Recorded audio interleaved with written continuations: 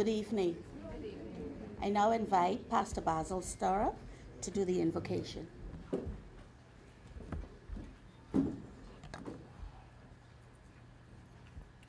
Could we please stand for prayer?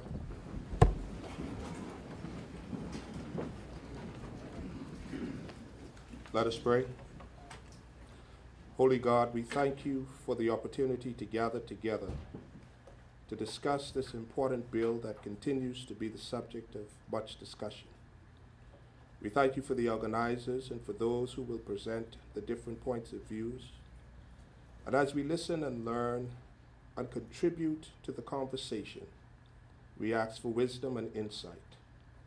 We also petition your throne on this occasion and ask you to bless our nation, especially our leaders and those charged with the responsibility for protecting our citizens. During this meeting, may your grace and mercy continue to attend us. May the Bahamas continue to be a leader among the nations of the world and allow us to contribute in significant ways to the peace, well-being, and prosperity of all men. We thank you for hearing our prayer, for we ask it in your holy name. Amen.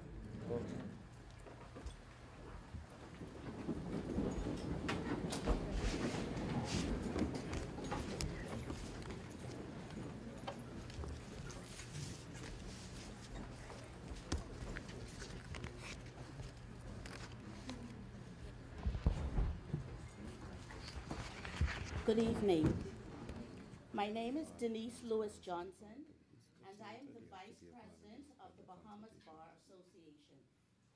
Tonight, we welcome you to what is a first in a series of public forums planned by the Bahamas Bar Association.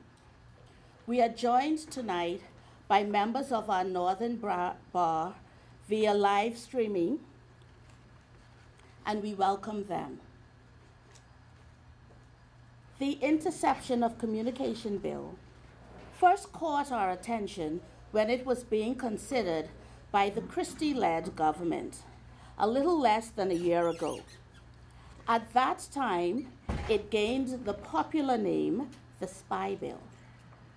There were many concerns, such as breaches of one's constitutional right to privacy, what would be done with the information gathered, the process of gathering information, under whose authority would the information be gathered, and whether the greater good of a majority supersedes the potential breaches of one person's rights. Thus, when the Spy Bill once again rose under the Minnis administration, we, the Bahamas Bar Association, once again thought it appropriate to inform and educate the Bahamian populace as to these same existing concerns. It is our plan this evening that all of the concerns will be addressed. Tonight, we have assembled a panel of eminently qualified attorneys to inform you of the content of the bill, its implication on our society, and your life.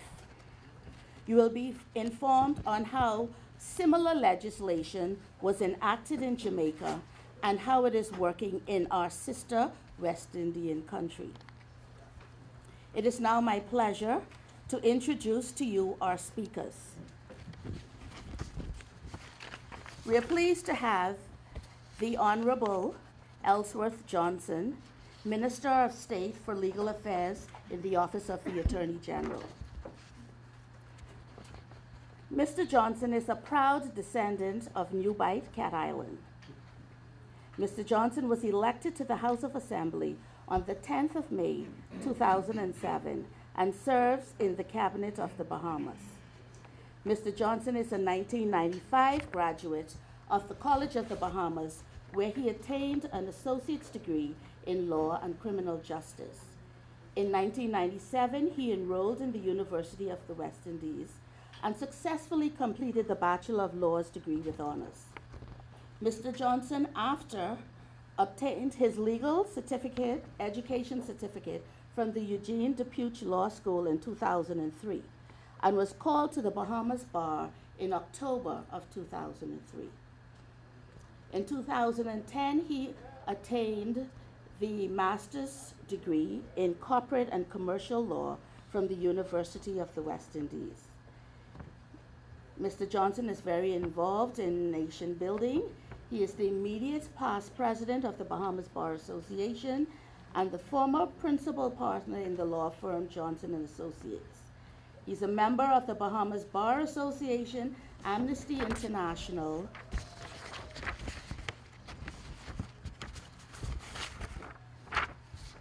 the Rotary Club of Nassau Sunrise. Mr. Johnson is also a member of St. Ambrose Anglican Church. He is married to Miss Kathy Ann Johnson, and he is the father of 3 daughters, namely Kristen, Megan, and Ariana.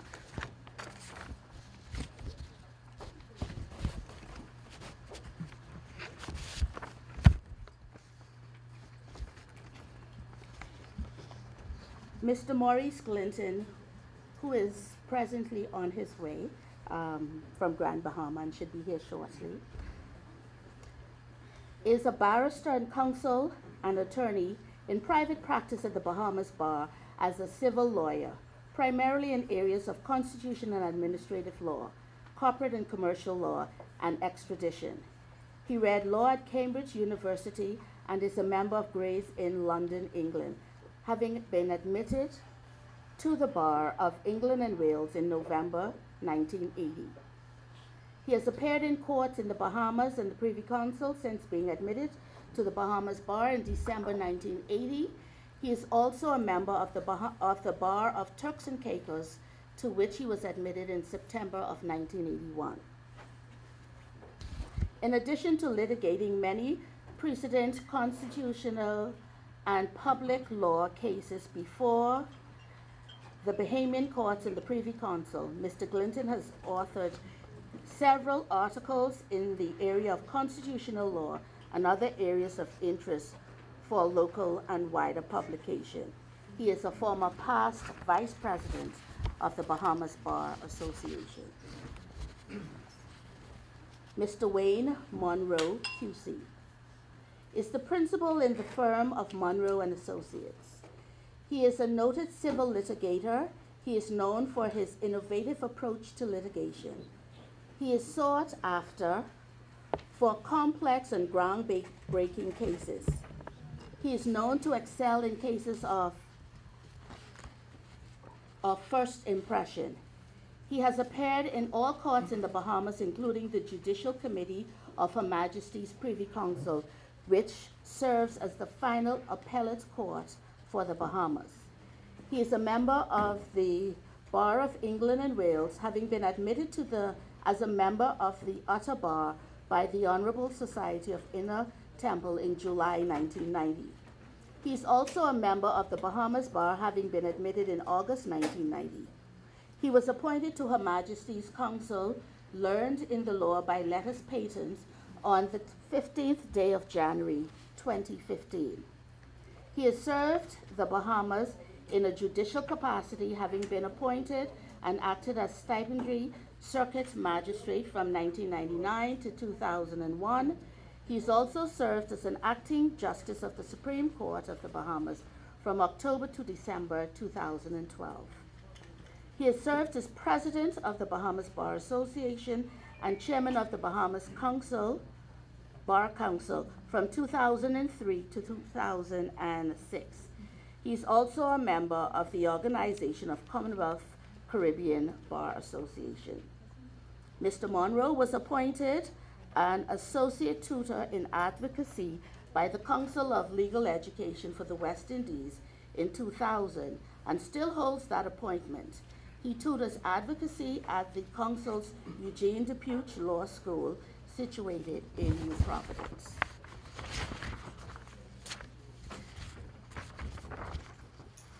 Michael Hilton, QC, is an attorney at law with a distinguished career in both the private and public sectors. A graduate of the University of the West Indies and the Norman Manley Law School, Mr. Hilton spent the first 24 years of his professional life in private practice at Jamaica's largest law firm.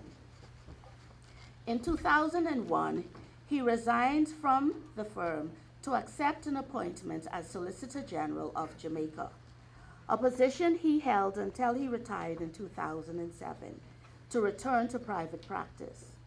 He has been admitted to practice in Trinidad and Tobago, Turks and Caicos Islands, and the Commonwealth of the Bahamas by special admission.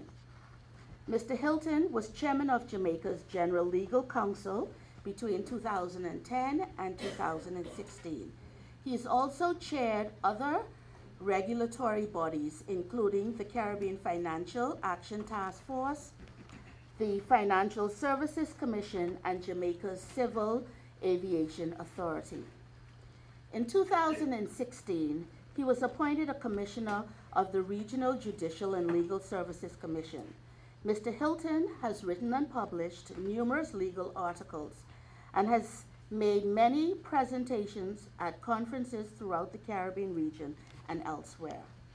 In 1995, Mr. Hilton was appointed Queen's Counsel, and in 2006, he was awarded the Order of Jamaica in recognition for his contribution to the law and the public service. This evening's format will follow that each speaker will have a maximum of 15 minutes to present. We will then accept questions from the audience. Each person will be allowed one question. Please state your name, ask your question, and we will not allow follow-ups. There will be roaming mics, 2 persons on each end, and they will accommodate your questions. We thank you all for having come today, and we wish to acknowledge our partners and sponsors who eagerly teamed up with us to make this forum possible. Firstly, our premier academic institution in the Commonwealth of the Bahamas, the University of the Bahamas. Your support for shared knowledge and intellectual discourse is noteworthy. We look forward to partnering with you in our future endeavors. We also wish to thank the Chamber of Commerce, who is one of the engines of our society championing the cause of business and growth in the economy. We also wish to thank Alive, and we acknowledge your advertising prowess in getting the word out about this event, accommodating us on numerous talk shows and the ads in the print media. This event is truly powered by Alive, a telecommunication giant.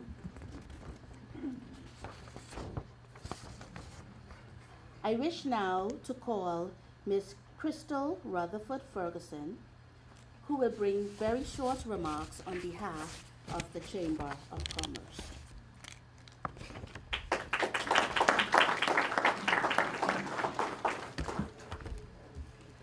Good evening, ladies and gentlemen. It is with great pleasure that I bring remarks on behalf of the Bahamas Chamber of Commerce. As Vice Chairman of the Chamber and Chairman of the Policy and Regulation Committee, I am delighted to have formed this partnership with the Bahamas Bar Association. It is the mandate of my committee to review and make recommendations on proposed legislation and regulation that impact the private sector. Hence, a partnership like this one is nothing less than invaluable. Through initiatives like this, we are able to pool our resources and our many expertise to positively impact our community by adding educational value to the public. We recognize that the ability to have a neutral dialogue on the implication of new legislation is crucial. The importance of voicing concerns, asking questions, and providing constructive feedback is a healthy process for any democratic society. At the Chamber, we look forward to opportunities to become affiliated with any active commercial, civic, or professional organization or association whose objects, purpose, and work shall be similar in part or in whole to that of the Chamber. It is our mission to be the most valued, preeminent business and employer organization in the Bahamas, and our vision is to provide access, advice, advocacy for the private sector. As a result of our mission and vision, we pride ourselves on promoting or opposing, when necessary, legislation affecting the private sector. In an age where privacy is as valuable as currency, it is very fitting that we are here today to have a discussion on the legislative impact of the Interception of Communications Bill. I encourage you to enjoy the discussion as it will be rich with content.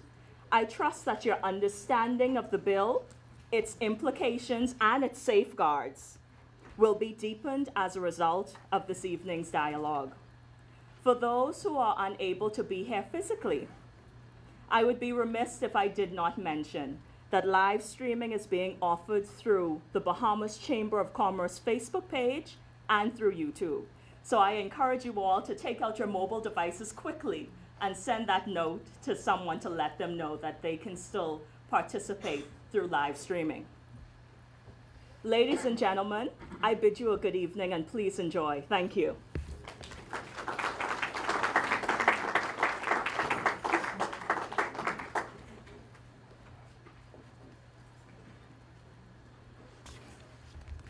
There are still some seats available. Yeah, there are some seats available at the front. And so those of you that are standing, if you wish at this time, to perhaps towards the center, there's some also. Oops.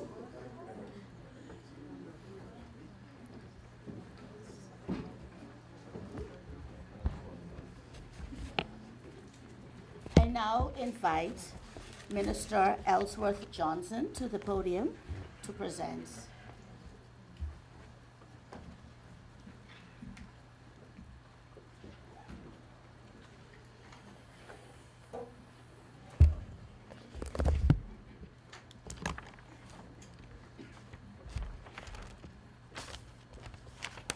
I waited with eager anticipation for this moment. Thank you very much, Madam Moderator. May I begin by wishing a good evening to everyone in attendance, in particular the legal luminaries with whom I share this platform as a presenter. Sorry. Justices Winder and McKay, Senator the Honorable Renard Penfield, senior members of the Royal Bahamas Police Force and junior members, members of the legal fraternity, distinguished members of the audience from academia and civil society, good evening. I wish to thank the Bahamas Bar Association for organizing this legislative forum, the first of many, I hope, and for inviting me to participate. This evening, I have the privilege of representing the Honorable Attorney General, Mr. Carl Wilshire Bethel, as I call him. As alluded to, I am very pleased this evening to be sharing the stage with several illustrious Queen's Counsels in the persons of Mr. Maurice Clinton and Mr. Wayne Monroe, both of whom are well-known legal minds in the community and who are outspoken on constitutional legal issues. In fact, Mr. Clinton was the leading legal counsel behind the constitutional challenge to the Listening Devices Act, and Mr. Monroe, like myself, a former president of the Bahamas Bar Association. I'm also very pleased to welcome the Honorable Michael Hilton, QC, who has a well-documented and illustrious career as a former Solicitor General of Jamaica. In particular, he's coming from a jurisdiction which has experience with the implementation and operation of similar legislation, and we look forward to hearing from him this evening. Let me also say that the Office of the Attorney General, which is responsible for advising the government during the legislative process, is committed to comprehensive public consultation on this bill and other proposed legislation to inform the public consultation process on this bill. The nation's premier market and opinion research firm, Public Domain, conducted some research in the community. And the reason why I'm going so fast is because I tried over and over to truncate my presentation. So I will break it up as I go through. The research revealed that 71% of the respondents had never heard of the interception of communications or the spy bill. 62% of people never heard of its more collateral name or colloquial name, the spy bill, and 80% at the end of the consultation believe that more should be done to assist the Royal Bahamas Police Force and law enforcement agencies to fight crime. Given the qualitative and quantitative data we have collected, we look forward to working with partners like the Bahamas Bar Association and other civil society organizations in our venture. And I must admit tonight that I've been given the task of liaising with the Bahamas Bar Association as we conduct these public events. This is to ensure that the laws not only reflect the will of the Bahamian people, but comport to the constitutional mandate to make laws for the peace, order, and good government of the Commonwealth of the Bahamas. Thus, these kinds of public forums are aligned with the government's intention to deepen consultation on legislative initiatives and to encourage greater public participation in the lawmaking process. May I also say something about my role in this public education forum? I am obviously the lone governmental representative in my position as Minister of State, and I fully endorse a comprehensive modern interception of communications law as a vital part of the toolkit for fighting sophisticated, technologically savvy criminals. It does not mean, however, that we are not open to hearing concerns and suggestions that may ultimately improve the final draft of this legislation. That is why forums such as this are vitally important. Let me begin by making a few observations about the surveillance legislation of the kind which we are discussing this evening. The protection of privacy and freedom of expression are fundamental rights enshrined in the Constitution of the Bahamas and long recognized by the common law.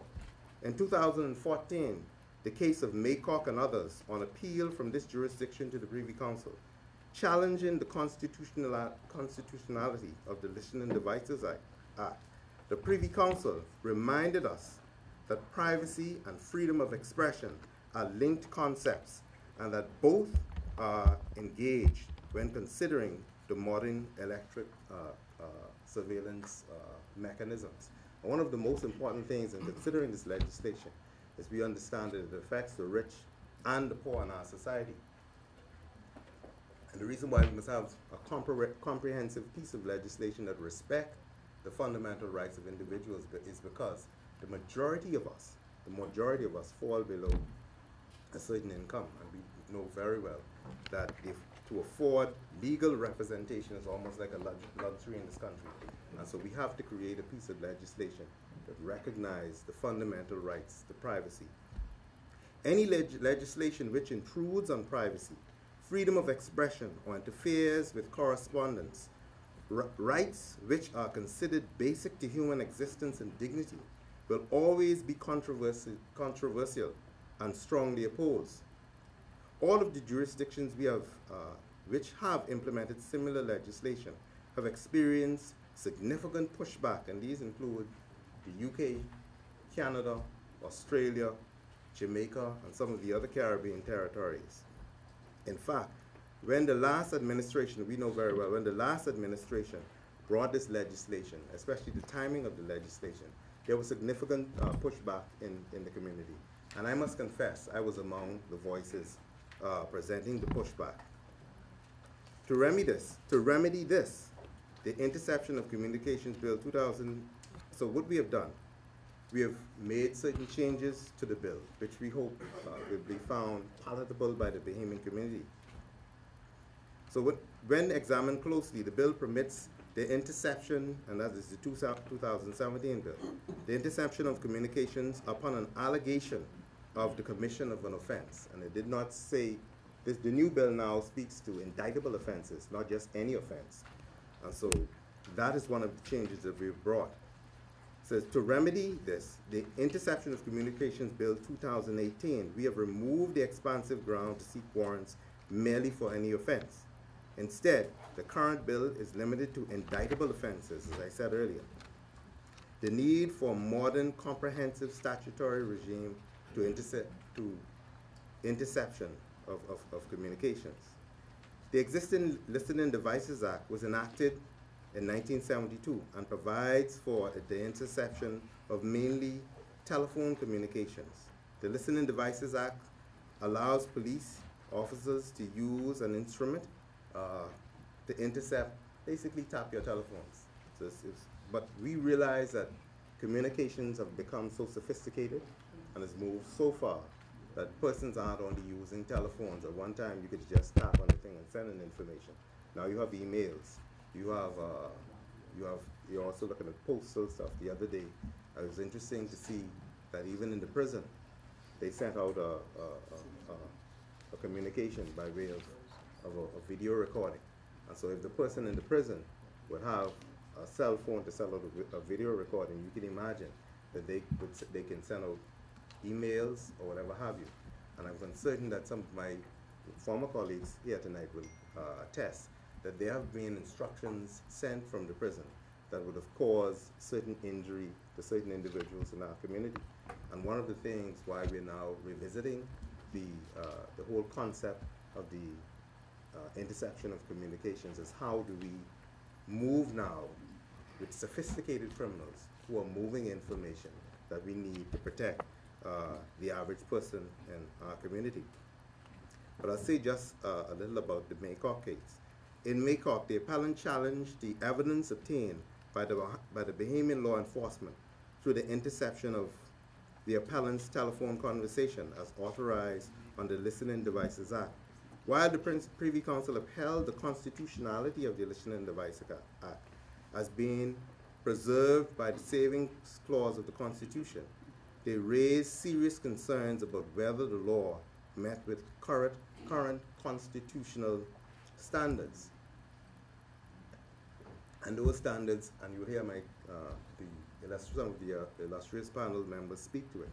Those standards being how do you police the investigating authorities so that you may protect the fundamental rights of individuals, so that there's just not a carte blanche for persons to go in to your private information, go into your homes, and do as they like. In effect, the Privy Council found that the current Listening Devices Act suffers from a lack of independent supervision, both at its initial stage, authorizing the commissioner, and with respect to the lack of arrangements for review and reporting operations under the Act. And Lord Mance made certain observations, and he asked whether or not at this stage we should consider reviewing the Listening Devices Act, and that's what brought the whole conversation about the new Interception of Communications Act.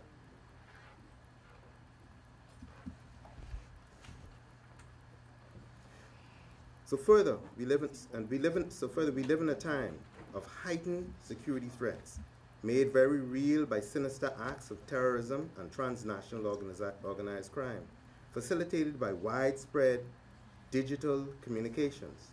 It is therefore important that our law enforcement and security agencies have the tools to enhance surveillance so that they would be effective in doing what they have to do in terms of apprehending persons who are planning to commit criminal offenses, who are in the process, or who would have committed a criminal offense. So legislations, and I said earlier, legislation of this kind exists in many large territories, and they include the UK, Canada, Australia, New Zealand, and also in the Caribbean. And as I said before, I'm happy that Mr. Hilton is here tonight, Hilton QC, to share with us the experience from Jamaica. And so the debate in all of these different territories have been raging in terms of how do we structure or balance the need to secure the fundamental right of someone not to have their homes unlawfully invaded by the criminal element, and how do we, against the right to safeguard the state, and how do we prevent those persons that we have authorized to do so not to be able to do it against the law. Right?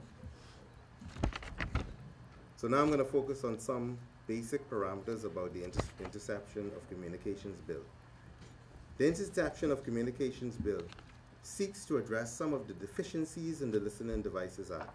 A central feature is that it transfers the power to grant a warrant for the interception of communication and entry on premises from the executive to a judge on application made by the Attorney General ex parte.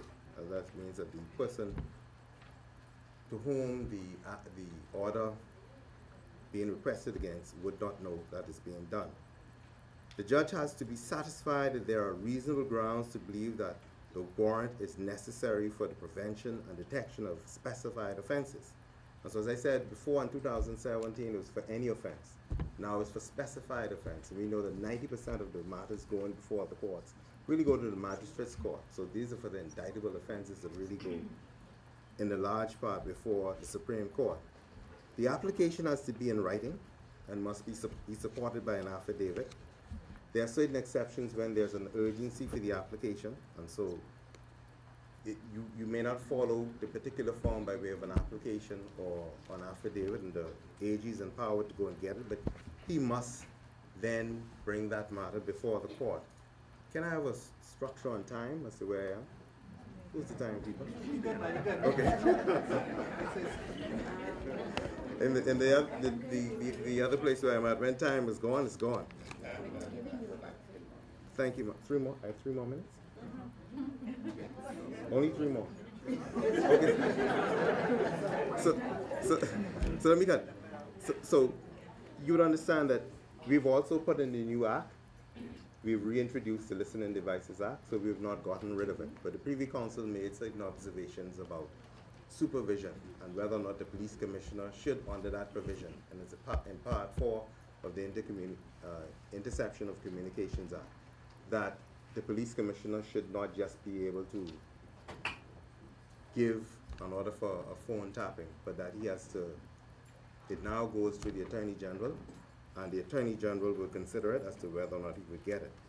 But the reason, as I indicated earlier, as a result of the Maycock case, the Privy Council made certain suggestions as to how we must do our endeavor best as a country to safeguard the fundamental rights of the individual. And when you look at those rights, it means your right to safeguard your homes, because you have an interception warrant and then you have an entry warrant. And one of the biggest concerns that was expressed is someone being able to enter a home or hotel room to put a listening device in the sanctum of your private home and you're not knowing about it. But there are any number of examples that I can give persons here. For instance, a few months back or last year, we had somebody who traveled to the Bahamas from Jamaica. He was a Don, and so he had to have somewhere to stay. Through the assistance of the Jamaican authorities, the Bahamian authorities, there were certain things that we were able to do, the country was able to do, to be able to locate this person and then send them back out. But can you imagine, for gangs, and I'm just trying to bring it home as I have a little time now, you have gangs who have safe houses, and they're planning all manner of things in the country. For instance, some persons, we have a serious problem with guns, and the transshipment of guns into the country, or trafficking in persons, young women coming to the country and basically being held hostage. How do we get sufficient information to prevent these activities from happening? Sometimes, to protect the interests of the state or to protect persons, you may be able to go into the home, put a listening device, but it requires, in certain circumstances, especially for the interception of mails or special data, you have to go to the Supreme Court first. And the Supreme Court is obviously obligated to protect the fundamental rights of all and to guard the Constitution. One of the things I'd like to draw your attention to before, because my time is gone, and I told you I was trying to truncate this, and my Prime Minister always says when we're having a discussion, let's hear from the human rights activists.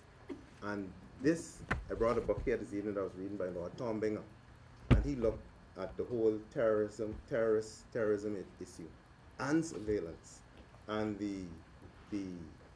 how uncomfortable it was in the UK. He also made reference to the US, when after 9/11, there was the presidential orders that did not conform with law. President Bush said, just go and get it. And so they found it was considered to be unlawful. But one of the things that we must consider in looking at this bill, and I would just like to quote from Lord Bingham, he says, is there in the existence any principle to which we can cling? Yes, such a principle was articulated by the Council of Europe in 2002. And he then went on to say, it was also done in the International Commission of Jurists in their Berlin Declaration of 2014. It says, but perhaps the last word should lie with the great Catholic thinker, Christopher Dawson, who wrote in 1943. And in this public consultation, I want you to keep this in mind as we look at the legislation.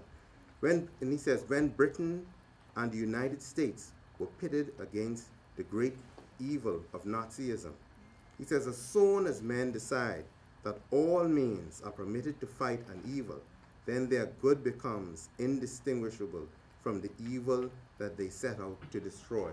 And so as we set about this public discourse and inviting Mr. Monroe, Mr. Hilton, and God spare life, God willing, Mr. Clinton, who I'm hoping is on his way, as we have this discourse, we do not want to destroy the very fundamental rights for which we have sacrificed to create in this country. And so we cannot allow our efforts to destroy the very fundamental rights of the very things that we claim to be sacred in trying to fight crime. So we can't become that which we despise. Thank you very much, ladies and gentlemen.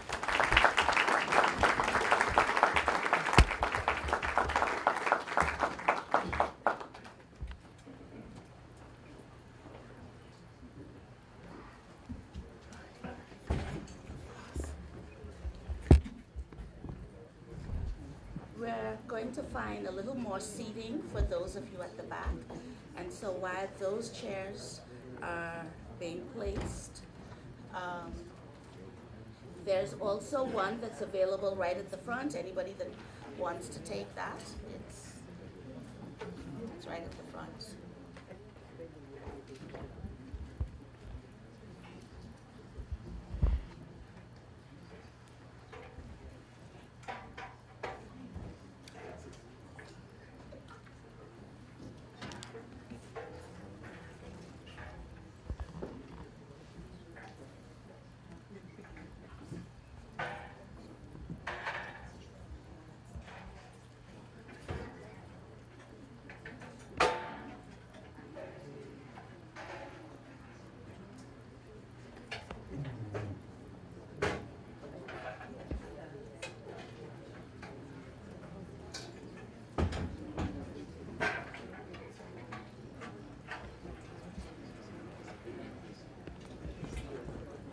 One of the things that, and I guess it's in fact the most important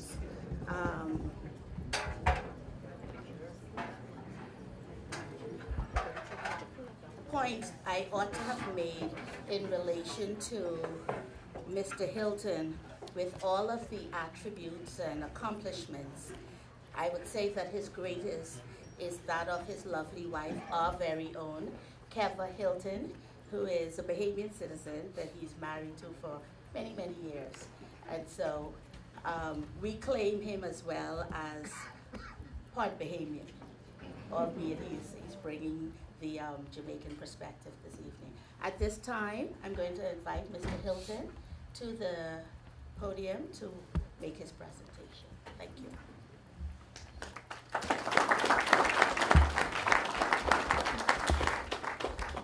Thank you very much, Denise.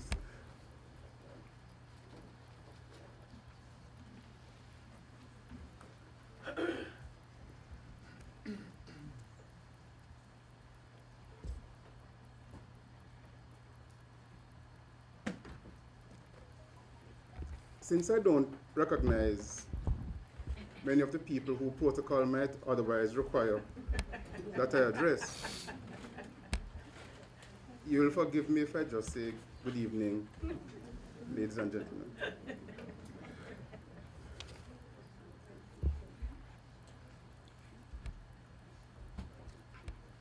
As the minister pointed out, many countries in the world, and including countries in this region, have enacted similar legislation. But I should say at the outset that it is important that each country decide what is right for them. Denise mentioned that I'm married to a Bahamian. She probably doesn't know that this year we're celebrating 40 years. But that doesn't give me any knowledge or put me in a position to say what is best for Bahamians.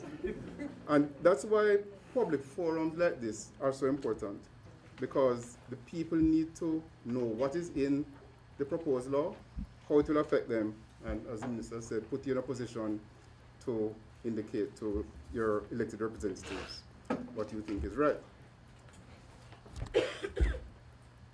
Having said all of that, let me say that I strongly support interception of communications legislation. And I do that for two reasons. The first is that this type of legislation doesn't really allow interception. And I say that because in the absence of legislation, interceptions take place. States and private individuals have the technology to intercept communications. They do so without the public's knowledge, they do so without oversight, they do so without regulation. And it is not illegal. What this type of legislation does, in my view, is regulate it. It says you can do it, but with certain controls. And so it is necessary to have this legislation for that reason, to put controls in place. So I start from that premise. The second reason, of course, is the reason the minister gave. All our societies are challenged with serious crime, and in particular, organized crime. And interception of communications is an important tool in the fighting of crime. We, of course, live in a global world, and we live in a world where crime is transnational, and where we countries have partners in other countries who are fighting the same fight.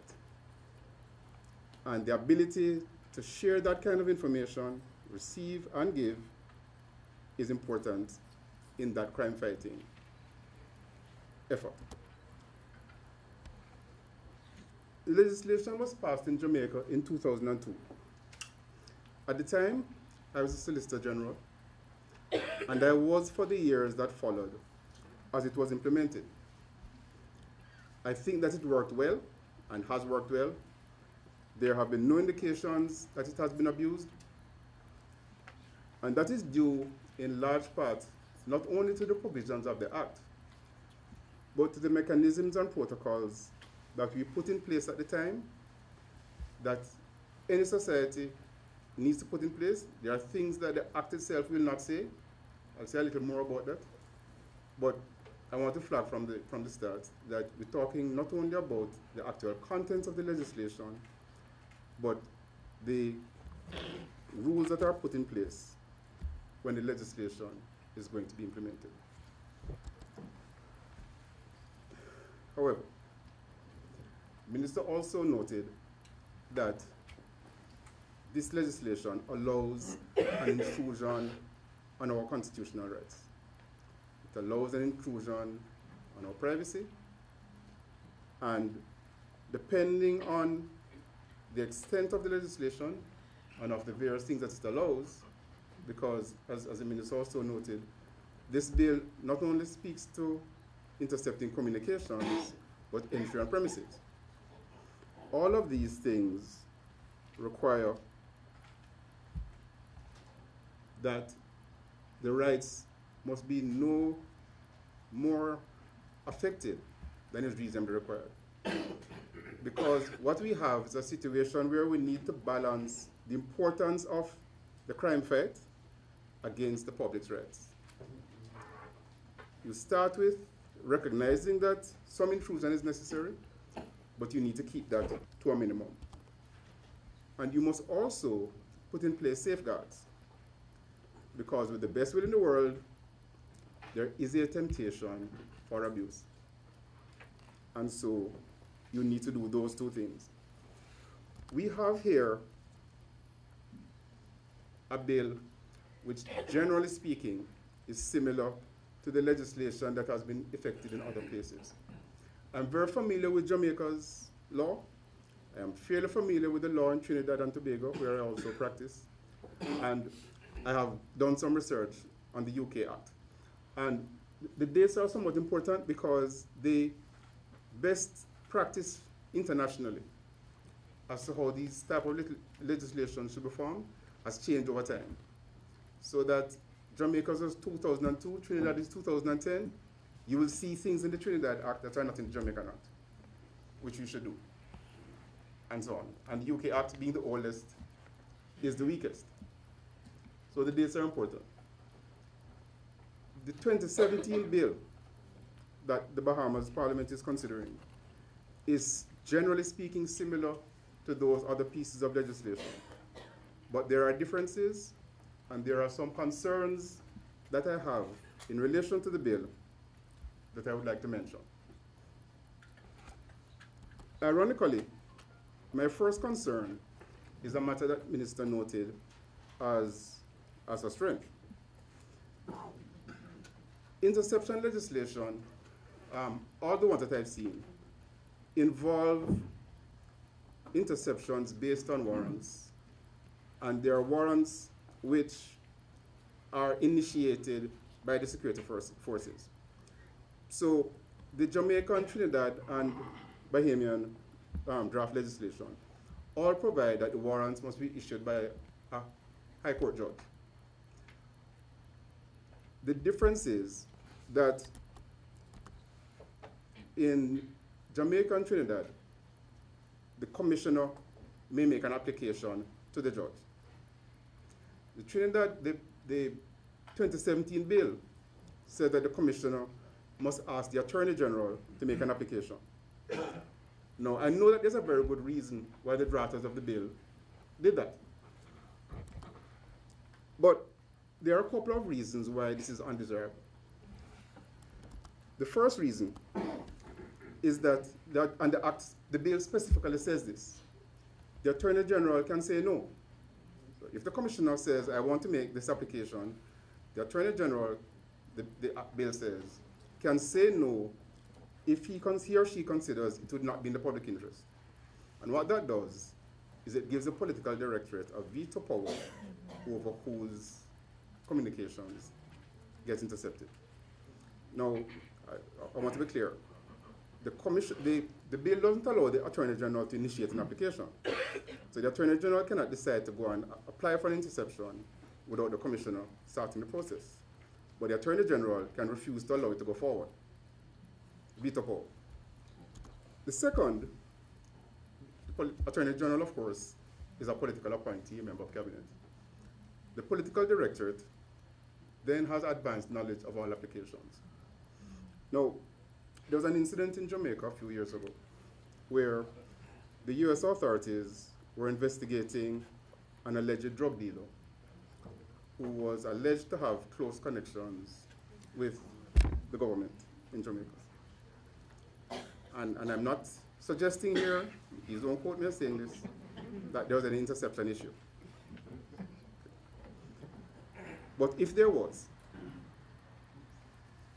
and if the commissioner was contacted by his US counterparts and asked to make such application and interception, would he then go to the Attorney General and say, we need to do this?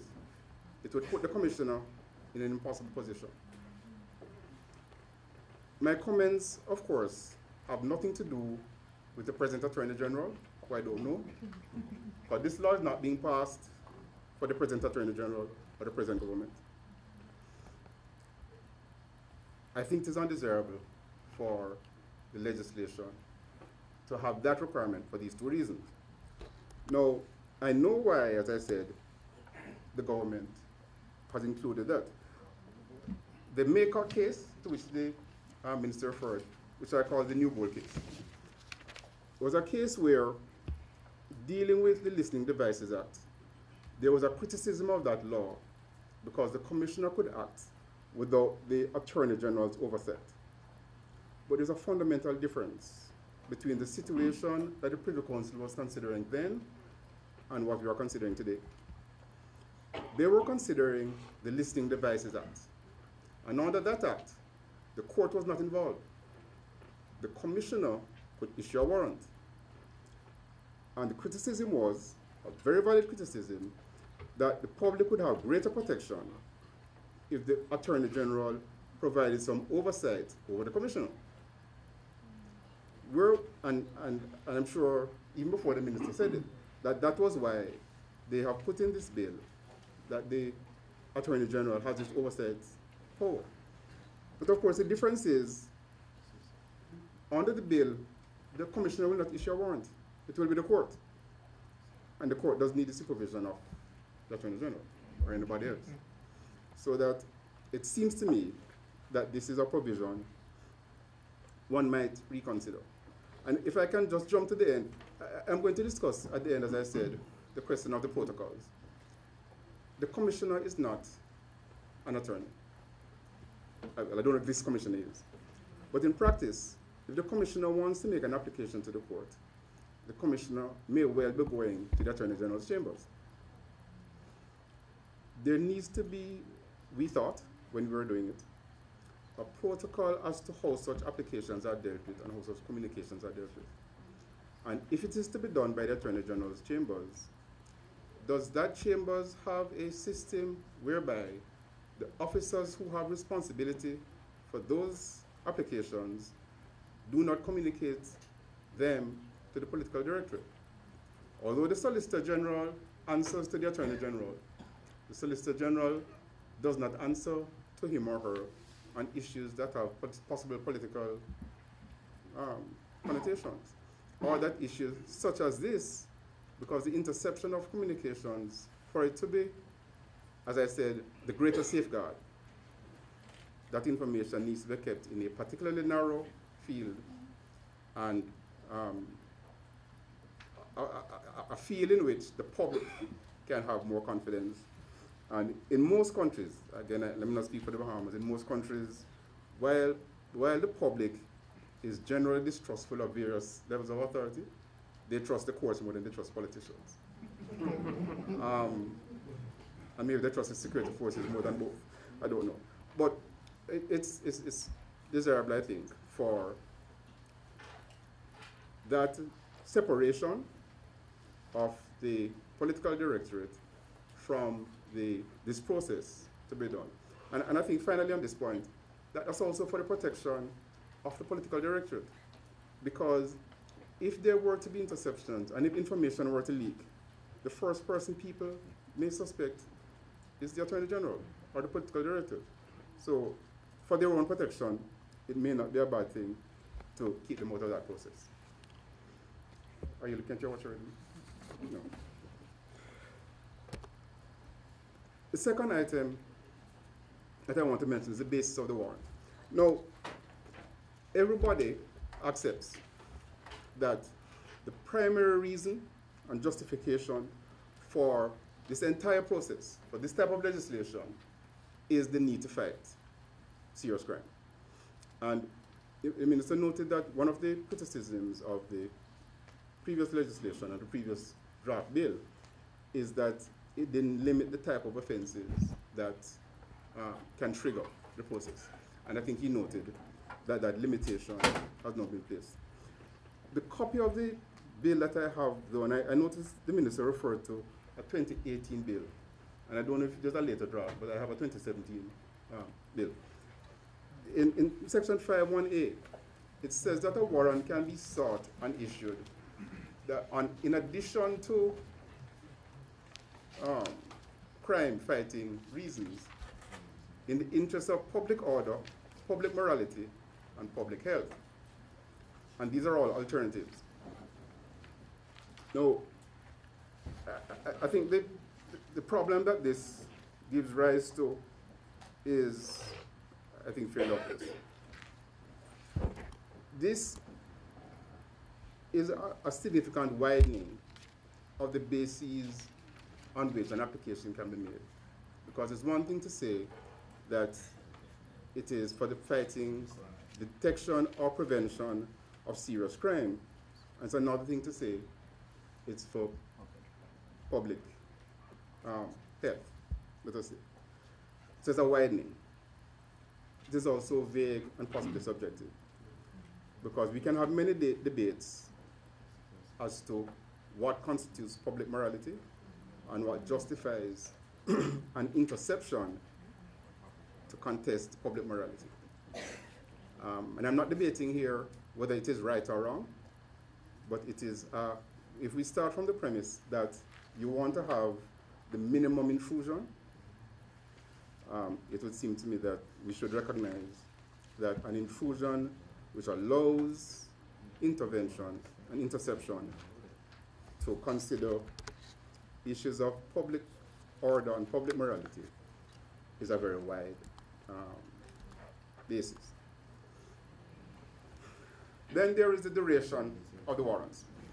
Now, and we're getting now into a little of the more fine details, and it's not as big an issue, but can also be important. Keep in mind that how this works is, somebody applies to the judge looks at the evidence put forward, says this justifies a interception, and the judge gives permission. It then goes away, is no longer under the court's supervision for a period of time. The other legislation that I've seen provide that the judge fixes the period of the warrant and provides a maximum. And outside of that period, they need to come back to the judge. And in my experience, the judge fixes the period of the warrant as required by the circumstances. And you have situations where, and Minister gave an example, somebody, you have information that somebody is going to be in the country next weekend for 2 days and maybe planning something. You only need an interception warrant for 2 days. You have a time frame based on your information and your intelligence, which justifies a warrant for that time frame. And the judge is conscious of that. Make orders with that in mind. As drafted, a warrant will last for 3 months, full stop. And in many circumstances, a judge might not have given 3 months, and 3 months might not be justified. So it's something that I think I should flag as a possible concern, as something that the legislature and the public may want to consider, whether there should be a limitation on the time. Then there's a question of reports. Now, the Trinidad and Tobago legislation requires the minister to submit an annual report to Parliament. And that report is a detailing of how the Act has been used and how it has worked in the year just past. How many times have you applied for a warrant? How many orders have been made? How many warrants have been issued? How many people have been charged? How many people have been convicted? How has this thing worked? The report is not giving any names, it's not giving any events, but it's giving statistics that will let the public know how this thing has worked. And my experience in Trinidad is each year when this report is tabled, it's made public. And it's an issue in the media where people are saying, oh, it's being done too much, or how come you had 50 warrants and only had 2 convictions, or that kind of inquiry. And it allows not only ongoing public involvement in the process, but it assists the legislatures, the Parliament, to consider should there be changes in our legislation.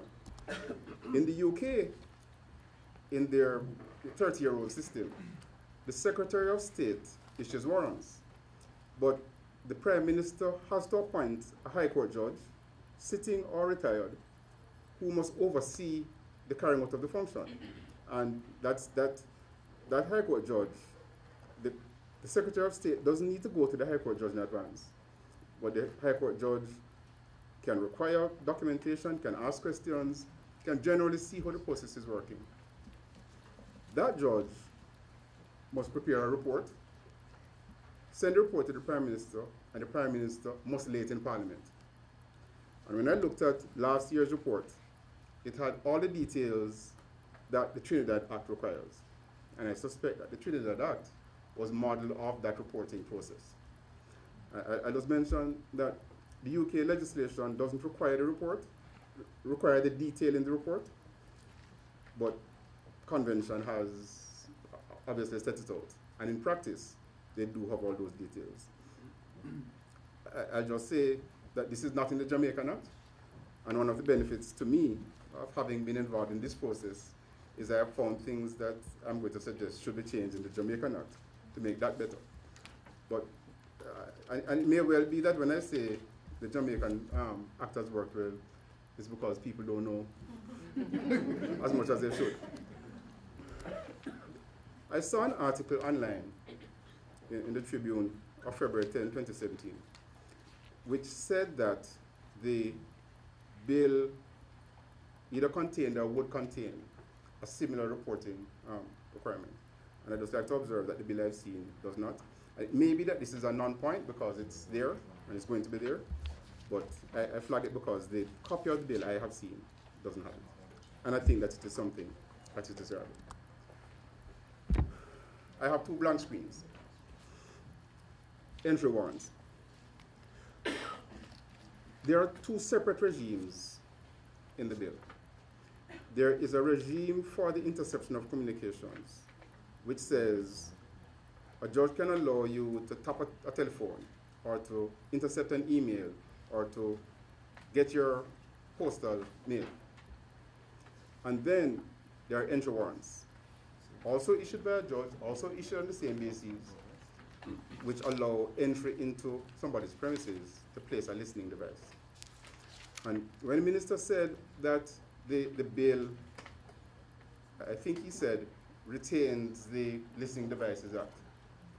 That act contained this regime, and so the Interception of Communications bill is going to repeal that old act and re-implement the entry warrant process. The reason why I have a blank screen is that I have no experience with this. I have not seen this in any of the legislation that I have looked at. That doesn't say it's wrong. I think that it requires a closer look because it is a greater intrusion. I put it no higher than that. And lastly, implementation protocols. Now, it's difficult to write this down, and it's difficult to legislate it. But we can agree some basic principles. One is that because the information is personal, is private, is sensitive, when you tap somebody's phone to find out about a crime that may be being planned, you're also going to find out their wife's business and their private business and the other person who happened to use their phone to make a private call. There's information that may have nothing to do with the investigation. And there's a question as to how is this dealt with, protected, saved, destroyed, and so on. What we did in Jamaica is both the law office, the Attorney General's chambers that handle the applications, and the court devised protocols as to who would deal with these things, who would know, and everybody's on a need-to-know basis. It's not all the lawyers, it's not all the judges, it's not all the court clerks. The commissioner, I am sure, would be more sensitive to this than I would, and I would need to tell the commissioner how to do anything. And I'm sure that in the force, they too will recognize that it is at a certain level and only certain people to be involved in this process. That aspect of the matter is also very important to how this process will work and the extent to which the public is protected and people's rights are not affected. And so I urge that as we discuss the proposed bill, starting from the premise, as I say, that such a bill is desirable and necessary, that we both look at these challenges in the actual legislation and start to plan on the protocols and processes in the various offices that will be affected, and that at each step they have systems put in place to protect the information and the public who the bill will affect. Thank you. Mayor Preliminary.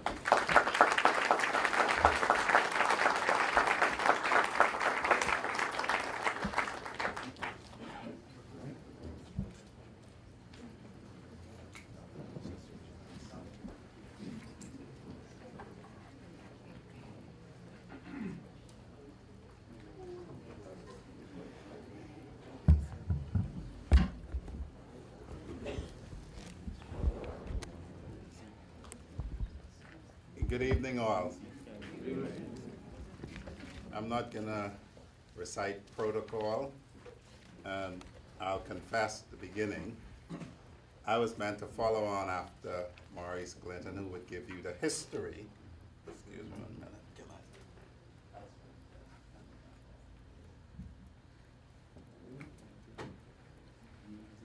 Who would give you the history of the development in this area from the Listening Devices Act to where we are now. He's delayed. I'm not going to trespass too much, save to give you a little context. Let me just say this. It is clear that we now have legislation. So it is not a question, as was advertised previously, that this is the first time that there is some giving to the police or the Minister of National Security certain powers.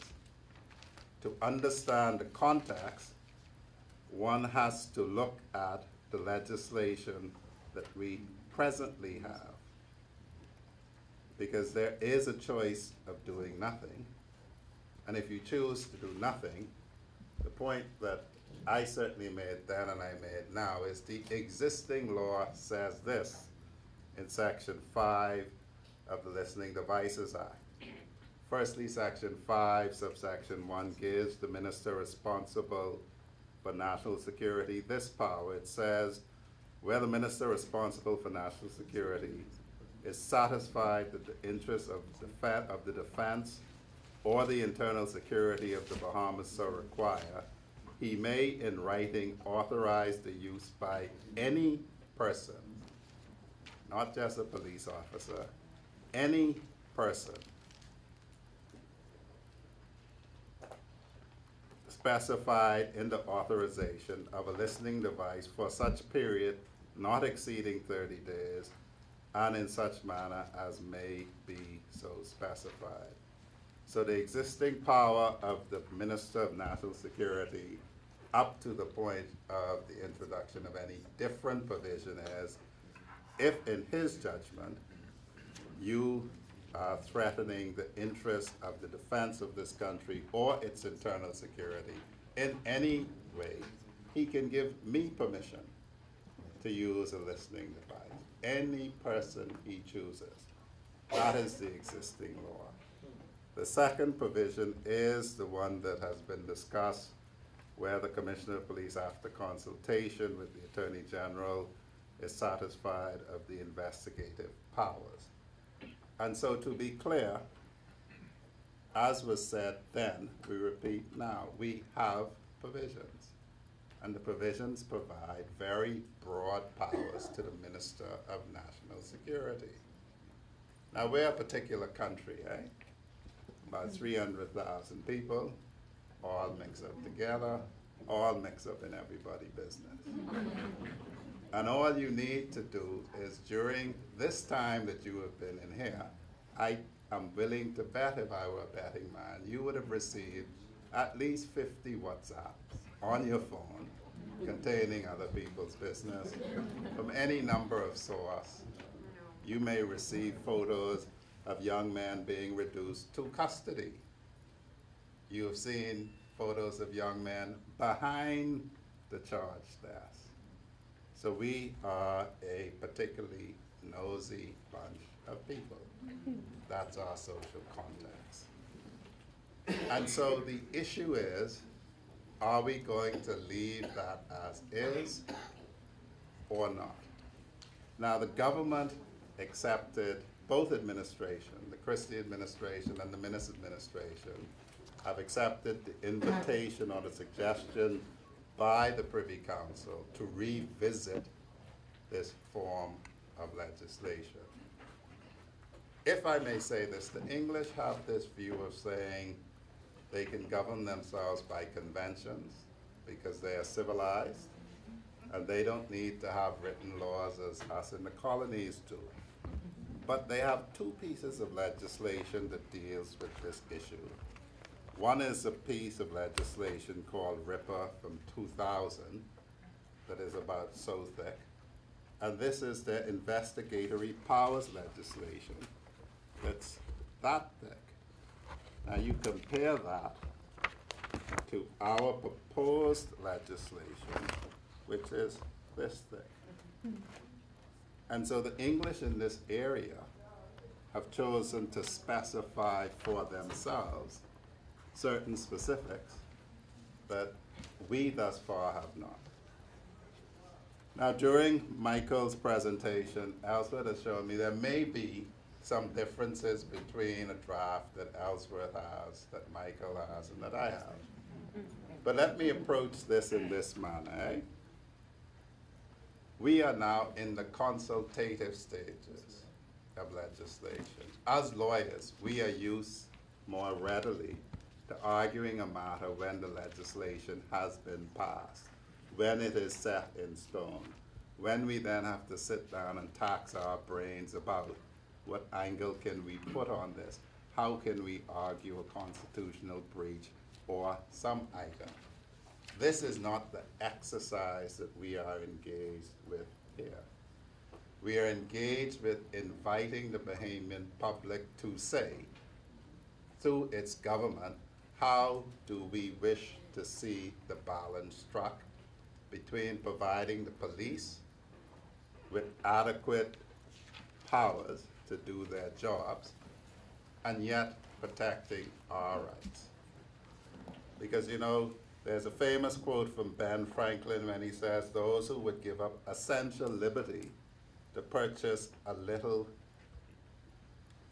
temporary safety deserve neither liberty nor safety. And I would go further in my experience in this little country and watching the world is everywhere that you've given up your rights for safety, you end up with neither in any event. And so it's not a trade-off. And in my humble opinion and my submission to you, what we should be doing is a collaborative effort to say, if we have a problem with what is proposed, justify any impingement on my right. Now, if you can do that, then that's in my interest. I don't want anybody turning this into a crime capital. But you have to justify why you could interfere with my right. And I intended to approach this in broad strokes, and I still will. When we look at this, there is schemes in this act. There's an interception warrant, there's an entry warrant, there is a production order if your information is encrypted and it's been seized, for the police to go and get an order to get the key to unlock your secrets. And then there's a very interesting component towards the back of the act that's just slipped in about communication data. Because you see, what I cannot understand with the scheme of this act is this. We have decided that insofar as intercepting communication, we will give that power to a judge of the Supreme Court. And it is very structured what the warrant must say. And there is a provision in the copy I have for a report to Parliament by the Attorney General about that. But then towards the back of this piece of legislation, and it varies depending on a version that the minister has and I have. There's a part that deals with communication data, and for some reason, having adopted the paradigm that a judge will be responsible for authorizing the impingement of my liberty, the section then says that a designated person, and the designated person is defined as the Minister of and that would be the Minister of National Security, or a person designated by him. He can direct communication providers to hand over communication data. So he does not even have to consult, in the listening devices sense, the Attorney General. He just determines that it is necessary in the interest of national security, for the purpose of preventing or detecting an offense, in the interest of public order, and one has to be careful when one hears public order, or public morality. I don't know what public morality turns down to. I don't know if that's, if I get the view that Carnival is too saucy, that I can start to make some moves about that. But it's public morality and public health. They can issue directives to communication providers, Cable Bahamas, BTC, to hand over your information. Now, for myself, it doesn't matter why that is. So there may be some very good reasons why that has to be done. The most obvious is if somebody is tracking a terrorist and he hits this area, the police have to be able to get the information to pass it on. But I can think of no justification why that order shouldn't be one also made by a judge. And so, yes, the power may be necessary, but certainly we should vest it in the persons who are the guardians of our constitutional rights. And that is, and those are the judges of the Supreme Court of the Bahamas. So I'd be very interested to hear the justification for that quite significant power being left to a minister or his designate. And so that's one area that's very clear, one that you have to be concerned about, whether or not we've got that balance right. If indeed the information is required, the applications for the intercepts are ex parte, the designated officer just goes to the court and gets the order. The difficulty I have with it personally is when you do not have to explain why you want to see information to anyone. And so there's a glaring example left there.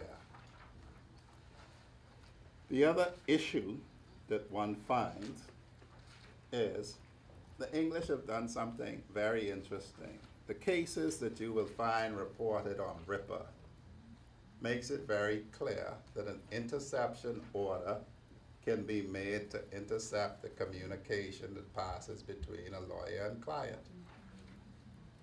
That is clear. There are decided cases in the UK that say just that.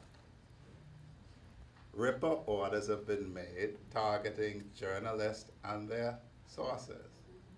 That is a possible source of an interception order. And so the question is, how far does one go in safeguarding that process? In the most recent legislation in the UK, there's a very curious thing that by all accounts, RIPA orders have been directed towards members of parliament. Because there is a safeguard for interception of communication of members of parliament.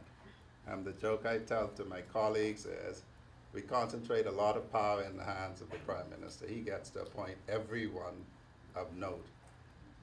in this new intelligence process. Every person, he gets to appoint the DPP. Every single person. And so nobody can feel that they're immune from an order directed against them. The English have a very civilized process that you will have to go to the Prime Minister for permission to intercept communication of a member of Parliament. Now, whether our experience is the same as their experience is a different matter, but understand that these orders can be directed against everybody. What the English have done, which is quite useful, is to say, if you are directing an order against a lawyer-client circumstance, because that is generally privileged, the person to whom the order is being sought must understand that this is a privileged class of communication and must, in the coming to the conclusion, demonstrate that they have understood that, they have been satisfied that the narrow purposes for which it is needed requires it, and then they may order it.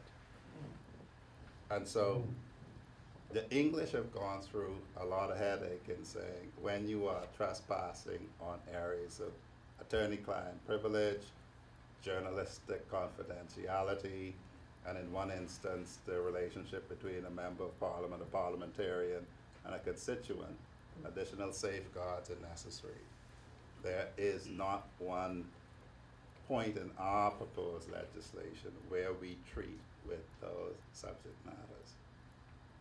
And so in my humble opinion, we need to carve out areas that we say this is very important.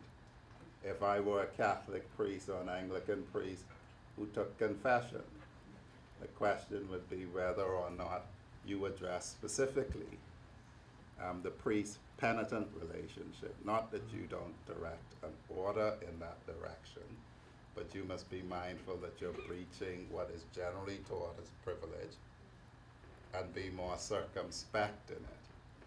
Now that may sound curious because you would think you were circumspect when you breach someone's privacy in any event. But even the English, non-committal as they are in religion, recognize that there are special classes of privilege. And so when we come to this legislation, my humble position is, one, all decisions should be made by judicial officers at the level of the Supreme Court. And two, special areas of privilege must be marked out. And three, we have to do a little more on specifying the details. We have to condescend to the details. There's a saying that the devil is in the details. Well, in a piece of legislation like this, we have to be very, very sure that we know that. As I conclude, because Mr. Clinton is here and I promised to give him some of my time to do his work, we all know of very touchy people who are concerned of persons knowing whom they contact, when they contact them. They're not only journalists, they're people who have particular political agendas, whom they may feel can be compromised by an overarching state who decides that we do not like what you're doing. We're going to target the people who you are dealing with, and then we're going to put the kibosh on them. Well, in my view, that is the most pernicious thing that we do in this country. We find out who your people are, and we get at them. That is what we do. That's our social contract. And so if nothing else happens, and if the government yields to nothing else, that should be something that cannot be effectuated by a political appointee of any description. And the history will come now from Mr. Clinton, but we are at a point where we should have done something last year. To the government's credit, it's still advancing something to be done this year. We need to get it done, and we need to get it done as soon as possible. but bearing in mind the most recent developments. And the most recent developments can be found just looking to the UK, because realistically that is where our appeals end up in any event. And if the administration wants to be very clear, I very much doubt that any crafty Bahamian could get an Englishman to admit that a system that they designed is not a good system. And so there is a lot to be found in the Investigative Powers Act of 2016 of the UK, and we probably need to look at that. This is a bit outside of the scope of this, Mr. Minister, but they now even control personal surveillance. People following you around and watching you. That is an investigative power that can also be misused. The English have decided to control it. I do not see why we shouldn't follow that lead. Because quite frankly, it's very much easier for us to do it than for them to do it. On 21/7, you could watch anyone. And the only thing they require is that you keep a record. That's all. Once you get permission, you keep a record. And that's very important. And so the orders, subject to the caveat of for good reason, controlled by the judge, all of them, we need to move right now. And I would admonish the government while we're in consultation, let's not consult this into next year, the following year, the following year. Because I'll end as I start. As long as we consult, the Minister of National Security still has his power. And the Commissioner of Police still has his power. And I'll yield now to Mr. Clinton, who was to give the context before I spoke, and will give the context now.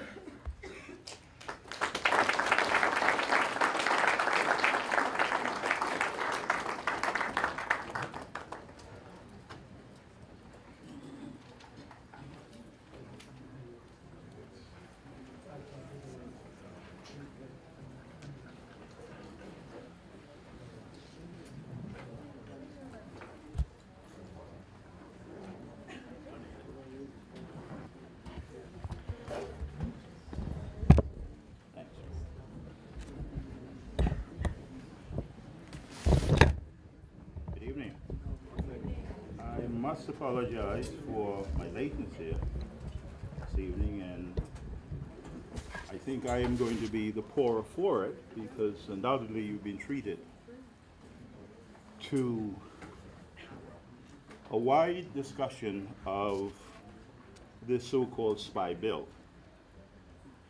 Now, undoubtedly labeling this proposed legislation as a spy bill has had the perhaps unintended effect of bringing public attention to it, but at the same time creating in the public a sense of intrigue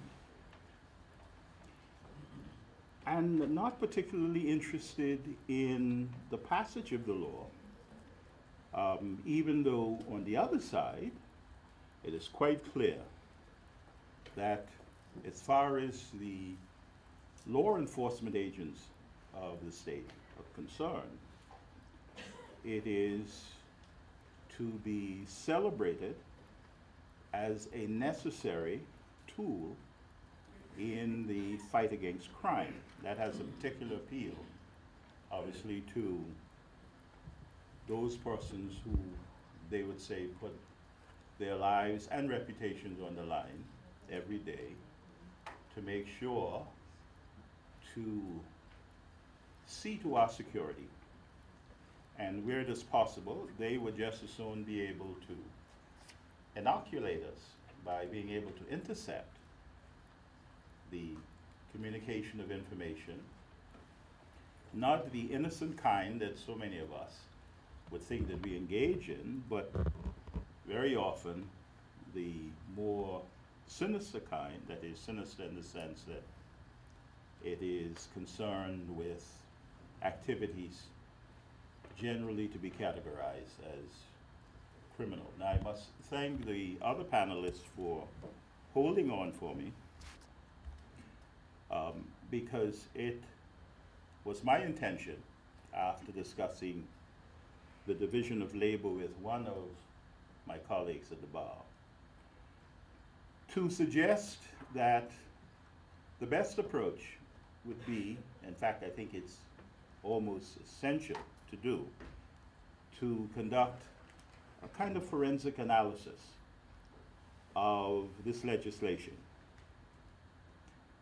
And by that I mean looking at the various provisions of the proposed law and to be critical and perhaps much more inquisitive of how it impacts those areas in which we would like to think we have a right to enjoy and exercise certain freedoms and rights without anybody being the wiser for it.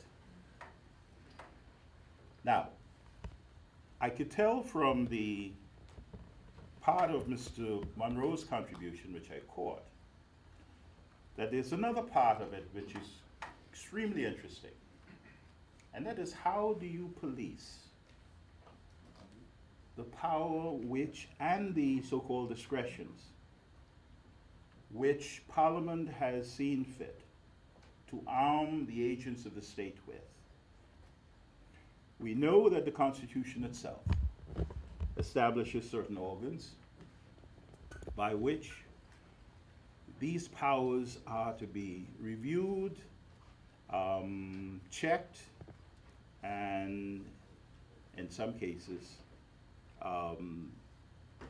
reined in.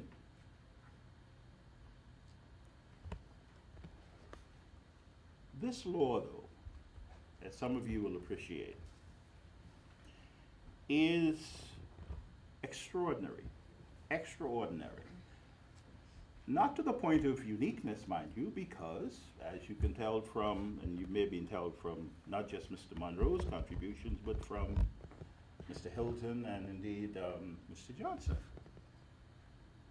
there are counterparts to this law throughout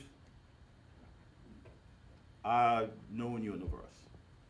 I mean, we can draw heavily on the experiences in Australia and Great Britain, but I would suggest to you that if he wanted to, Mr. Hilton could very well have engaged you in what is called a comparative analysis of how it's supposed to work in Jamaica.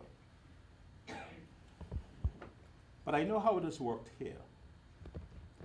And it was in discovering how it works here that I discovered on my very first engagement with the law, and this is really what led me to believe that my contribution today, and I hope it's not out of time, would have been to attempt a forensic analysis, but from the viewpoint of the remains of the law that this new proposed law is supposed to leave after it's enacted. In other words, the legacy of the Listening Devices Act. Now, I have a personal attachment to the proposed law because I was involved in the very case that begun the whole idea of looking at this thing and discovering, you know, what it is and how it operates. And for a good deal of time, I was convinced that this law was perhaps useful only to the police insofar as they had an interest in intercepting the private conversations of drug traffickers. I could be wrong. It could be that, unknown to all of us, many of us, that we create interest in ourselves by what we do, by what we say, to the point where people want to share in what it is that you're doing and saying. But it was in the context of an extradition case where I found myself representing a number of individuals. And the only evidence against them had been gathered by the use of listening devices. Now, I must say right here that as hard as we tried in the magistrate's court, we could not get the prosecuting authorities to show us a picture of what kind of devices they were using. I mean, how it was supposed to be employed, whether it was something which was attached to a pole or whether it's just purely what I call electronics, in which case I would have been lost. But the only evidence that was there to support the request from the United States government for the turning over of the individuals that they were seeking had been gathered by means of the use of listening devices, nowhere identified except that it was admitted that somehow the Commissioner of Police felt duty bound to assist the U.S. authorities. And we can understand that because now the fighting of crime is an international matter. And we can't condemn the police for doing that. Indeed, towards the end of my discussion, I will suggest to you that the problem we face is not so much in this very arid piece of legislation. We know what the provisions say. What we are not sure of, though, is the kind of assistance we will get from anything less than a very, very stout judiciary in the interpretation of those laws, because this law exists directly in confrontation with constitutionally protected and entrenched rights and freedoms. The mere existence of it. The uniqueness and unusualness of this legislation, I think I can sum it up in this way. Ordinarily, when Parliament decides to legislate in any area of human endeavor and activity, it is usually with the understanding and the desire and with the objective that there is some mischief that needs to be corralled, that needs to be abated, that needs to be eliminated, and also sometimes it can even, by virtue of legislating, create benefits and other gifts and advantages for a certain class of people. It only has to be concerned about those provisions in our Constitution having to do with treating some people differently from others when it comes to apportioning benefits. But insofar as this law is concerned, you have Parliament, and you can think of it as being one emanation of the state, creating for itself, for the state, and conferring officers of the state with capacities and discretions which are what I call authorizing. In other words, you can have a policeman who perhaps convinces his superior, who then convinces his superior, who then convinces the Commissioner of Police, who then must convince the Attorney General that there's a need for the issuing of a warrant, one of the two types that the law provides for. Now, the Listening Devices Act, which, as I said, is actually the parent that's about to be murdered by its offspring in short order, contained a provision in which the decision maker was solely the Commissioner of Police. There was, in fact, a provision in the Listing Devices Act which made it appear that somehow the Attorney General was involved in the process, but I recall when we had the then Deputy Commissioner of Police in the evidence box, that he could not remember if and when his superior, the Commissioner, had ever approached the Attorney General to see if, in the particular cases that they were looking at, this warrant ought to be issued. We raised the question that there were several problems with the law, but in particular, insofar as my clients were concerned, these would be what we would call the fugitives, even though they had not yet been ordered to be sent out, whether it did not interfere with their rights and freedoms in a way that it impacted Article 21 and Article 23. Now, those of you who are lawyers, you probably already know what it is. But one is a guarantee under the Constitution, that is 21, as to the protection against unlawful, we would say, search and seizure of one's property and one's invasion of one's space, one's home. And the other one is interference with communication, that is 23. Now, in the court below, and this was over a long period of time, you know, and I suppose from the viewpoint of then Senior Justice Isaacs, it must have been a case of for suppression.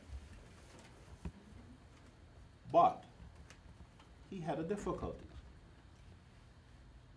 He would have ruled that the Listing Devices Act was unconstitutional in that it violated both Articles 21 and 23. But he found himself bound by two decisions of the Court of Appeal in another case. Now, the problem which it presented, though, is that it left some things wide open, because when we went to the Court of Appeal, because Justice Isaacs' judgment, as favorable as we thought it was for us, at the end of the day, we still found ourselves having to participate in the extradition proceedings to its conclusion, taking steps intermittently to bring certain applications with regard to the procedure. But the magistrate assisted us in the sense that she was able to refer 6 questions onto the Supreme Court, which Justice Isaacs was able to sufficiently dispose of, but still at the end of the day leaving us nowhere. And what I would suggest to you is that this is also what has happened in the Privy Council after we got there. There's something very remarkable about the judgment of the Privy Council, because it is as a result of the Privy Council's judgment that we got this law. We got this latest effort by Parliament to attempt, as an attempt, to meet those observations that the Privy Council made. But in order for that to happen, the Privy Council had to essentially lay bare some other grounds and some other territories that have already been well traversed by our first instance judges. And indeed, they were very respectful of them. Very respectful. Because what happened rather miraculously is that whilst we thought that we were bringing a case that eventually we would succeed on the basis that at least one judge here in the Bahamas was able to appreciate that, but for being bound by some other utterances from the Court of Appeal, our clients, in fact, would, in fact, have been given the declarations they sought as to unconstitutionality of the Listing Devices Act because it contravened Article 21 and 23, being invasions of their property, that is, their cell phones, if you want to look at it that way, or interfering with their right to communicate, intercepting their private conversations. The Privy Council decided, well, they approached it in this way. They readily admitted that if the Listing Devices Act were to be judged and analyzed in the context of modern constitutional law, that is the 1973 Constitution, which is the one that we're operating under, it could not stand the test. So what they did, they said, well, you know, this is a law which came into force in 1972. And at that time, the Constitution that was in place was the 1969 Constitution.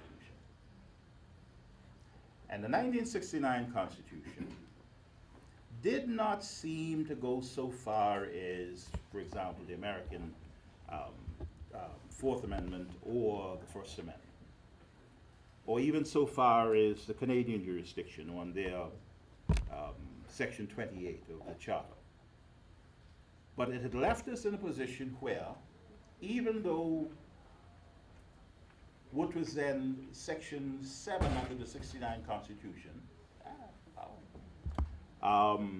it left us in a position where, by the time the 73 Constitution came along, and one of the provisions in the 73 Constitution had to do with saving of existing laws. In other words, when the 73 Constitution comes along, there is a provision that insofar as certain laws could not perhaps stand the test under that regime, nevertheless, they ought to be saved insofar as one might want to mount a challenge as to their adverse impact on the provisions of the 73 Constitution.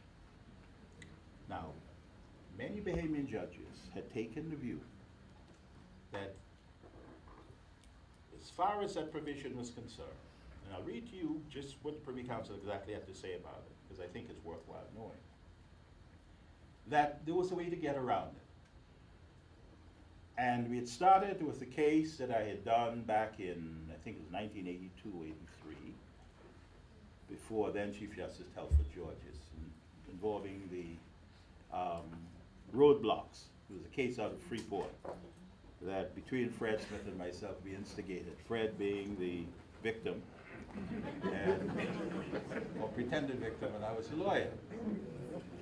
And this had to do with unlawful search and seizure. And we were able to convince the Supreme Court, it was never appealed, that in fact it was a violation. The Privy Council was not buying that we could take the same approach and felt that the Bahamas legislation needed to have time to make some corrections. And this is how they put it. I'm going to read it for you, so you'll get an understanding of where I'm going and where I've been.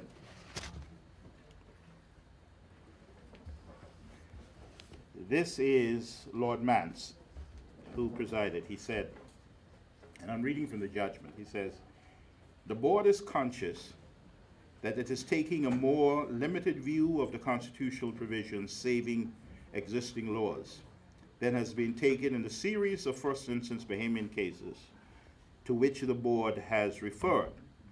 It seems likely, therefore, that the provision for the saving of existing laws has to date proved of little, if any, significance in Bahamian law. The board understands the view taken by Bahamian first instance judges that such a saving strikes a curious note in a modern constitutional state like the Bahamas. It may be that the Bahamian legislature would wish to reconsider whether it remains appropriate in the modern era." This is speaking of the Listening Devices Act. "Even apart from that, it may in any event be that the Bahamian legislature would wish to consider whether the scheme provided by the Listening Devices Act should now be revisited and revised. So this is what you have now. What you have now is Parliament's effort to improve that very thing which it created in order to facilitate the work of some of the organs of the state. See, there can be no denying that. I mean, it's not a case where we can all protest and be upset, because I can assure you, and this was something which Justice Isaacs perceived at the very first instance, one does not know, okay, one does not know if one is impacted until one is in court having to discuss the matter with a judge. In other words, one hardly has the opportunity to take what I call a prophylactic approach. That is, you seize it before it does you damage.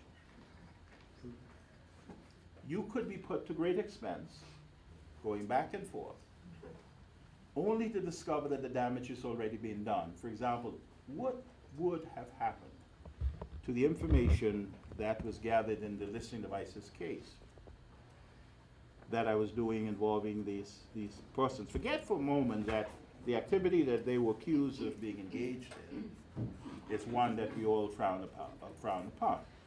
Like every other citizen, they enjoy the protection of the aphorism, he is or she is innocent until proven guilty. But if you are an extradition accused, you already have several blows against you. It is not something which, and I can tell you the way the judiciary is operated here, and this is clearly part of the evidence. I mean, the officers themselves, even in gathering the information, many of them made use of this facility by being outside of the Bahamas to get this information, even though Justice Isaacs in his ruling made quite plain the Listening Devices Act was a mechanism and a tool that was to be used exclusively here in the Bahamas. And it was clear evidence that the Commissioner of Police, and perhaps this has become the practice in what I call international law enforcement, was assisting the American authorities, perhaps the DEA, in being able to get the information, which then found its way in an affidavit supplied from the United States side, and then brought here. That was the evidence. So there remains, and I'm conscious of your time, and I'm so sorry. Yes. There remains then this carcass that we've got left. And I'm going to get to you shortly on the point that I wanted to make. It's still showing some signs of life. Okay. Apart from the fact that this fight ended up with me having to spend several nights in custody with the police. Never charged or anything like that, but they found it convenient.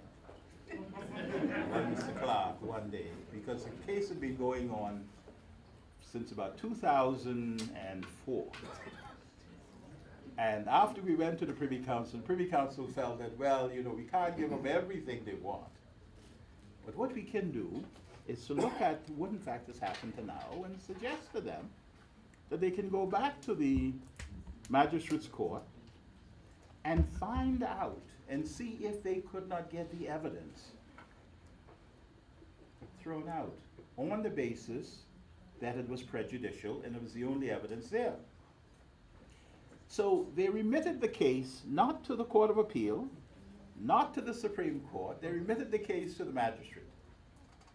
And then this is when the Court of Appeal came into action, because they felt that we had been going on long enough, going back and forth to the Privy Council, and each time feeling more and more confident in our position. But extradition is always a difficult area. And I ended up actually not being able to argue the case anymore, because On one occasion, I was accused of being rude to the judges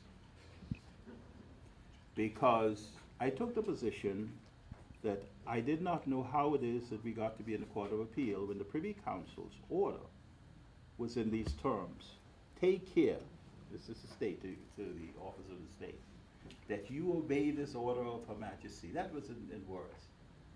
And we were supposed to have been in the magistrate's court to see if we could convince her to treat this evidence as inadmissible, having regard to the provisions 178 of our Evidence Act. Court of Appeal would have nothing. They arrested the case, arrested the process, threw us before them, and then my appearing to be obstinate, they felt that they could proceed without me. And so on the Friday before the 12th of October, which as you know is a holiday, they decided that they would call a certain Mr. Clark, Perry Clark I think his name was, and the boys, and they'd come and they would say, you know, let's go sit down for a while, but we'll bring you back here because the court was on a contempt charge. Never saw Mr. Clark afterwards. Meanwhile, I had come from Freeport, and unfortunately I wasn't as late as I was tonight, without toothbrush or anything else, and ended up down in Cable Beach, where I stayed the entire weekend, and of course Monday being a holiday. I wasn't brought before the court until Tuesday. And I'll leave this with you. In their zeal to get rid of a set of cases, which was essentially giving them an opportunity to really exert their jurisdiction, they just decided that we've had enough of it. So I ended up being there, and of course, being fined for contempt. It's a blight on my reputation. But in their zeal, they seem to overlook one basic principle, and it is that whilst it was possible for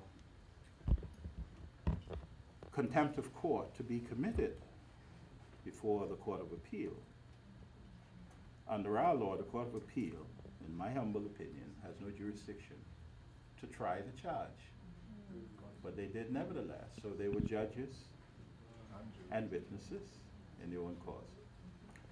What is left then for us to do is to ensure that what is presented to us in the form of the Interception of Communications Act has satisfactorily and effectively met all of the objections which the Privy Council was able to appreciate to the Listening Devices Act. And that there still might remain just a tiny bit of kicking flesh having to do with the extent to which certain evidence gathered in a particular manner might still at the end of the day not be admissible, and that becomes problematic when it is the only evidence upon which a conviction can be brought. So we have that, and the only thing I pray now for are stout judges. Stout judges. Because a lot of these areas, and particularly in Great Britain, I mean, it's nice to think about how civil the English are, no, we're not that way.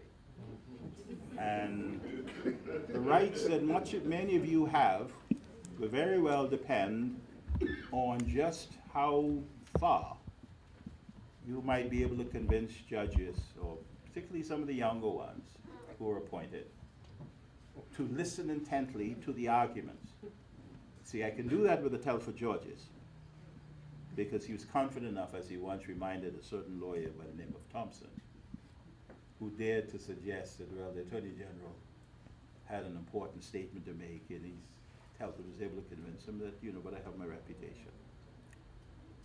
The question is whether we have judges with those kind of reputations that they can stake when they are confronted with someone wanting to challenge the application and interpretation of law.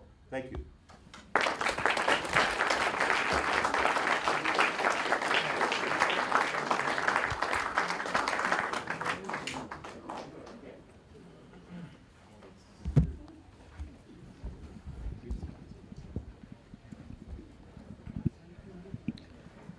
We're now going to open the floor to questions.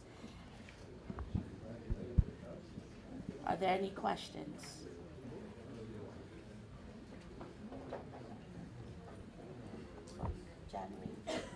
January.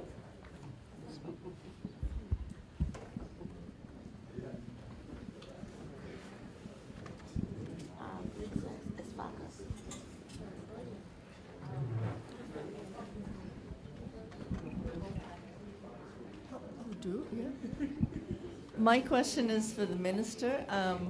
Minister, what would be the justification for having an entry warrant in this jurisdiction when other jurisdictions seem to be able to do without it? I have to be very guarded in what I say, but in terms of looking at the way that might.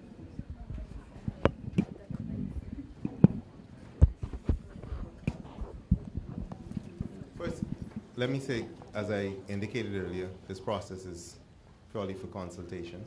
And one of the things that the government has to ensure that even if we decide to go after these public consultations with an entry warrant, how do we balance the process so that ultimately justice is served? When I first started, I recognized the presence of some of the members of the Royal Bahamas Police Force, and the need sometimes, because of the nature of the information, to prevent certain crimes. And as I said earlier, we've narrowed it in the recent draft we have to indictable offenses. And one of the illustrations is, let's say if somebody comes in, they're in a hotel room, and they are intending to do something that is against the law, serious drug trafficking or even plotting for a terrorism act. One of the things, if the judge decides, because you have to first get an interception warrant, that's contingent on getting entry warrant. And if you can satisfy the judge for interception warrant, that there are reasonable cause to be, by the police to be concerned, that a crime has or is about to be committed, and you have to foil that, then the judge is entitled on looking at all of the evidence to determine whether or not it will grant that entry warrant to go in and set up listening devices to foil the plot or the plan. One of the things Mr. Clinton, and referring to Mr. Clinton QC's comment, is that we have to look at other paradigms to see how, because there are other jurisdictions that have it, to see how they've dealt with it, how at the end of the day you do not destroy those fundamental rights, as I said earlier, that we fought so hard to secure. And so that is basically one of the reasons for the prevention, detection of crime. That's basically it. But a part of this process is to see, for instance, Mr. Monroe made, and this is going outside of what you said, Mr. Monroe made certain observations about lawyer-client privilege, and then going through the act today, that's one of the things that I saw. There was nothing really to prevent some listening device from being placed that would infringe upon that constitutional right. Obviously, it's not absolute, because to prevent a crime, if you know that a lawyer and his client are concocting something to kill someone, well, obviously that lawyer-client privilege no longer exists, so you can do it in those circumstances. But basically, that is the reason why you may want to have it as we proceed. Thank you. Any other questions? Good evening. My question is to any member of the panel who chooses to respond. I would just like to know, we talked about the rights of citizens not being infringed. Are there any individuals in our country who are immune to this bill? And if there are persons who are immune, who are those persons?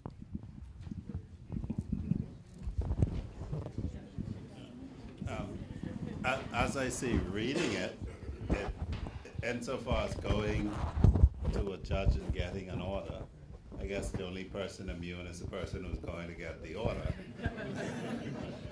Because he wouldn't get an order against himself. But there is nothing that seems to do it, although there's an understanding that you would not issue an order against the Governor General in terms of personal privilege of the Crown. But outside of that, I see nothing in the legislation that puts anyone off limit.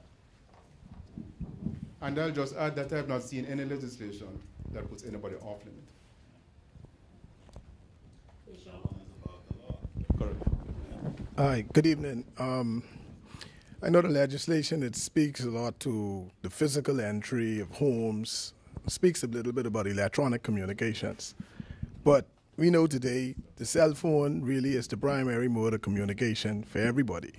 So, quite frankly, going into a house probably is not the most effective or efficient way to collect the information. So, I mean, I wanted to know if the legislation addressed, because we know Eric Snowden, he really enlightened everybody on how they collect information. And it's all about the mega data.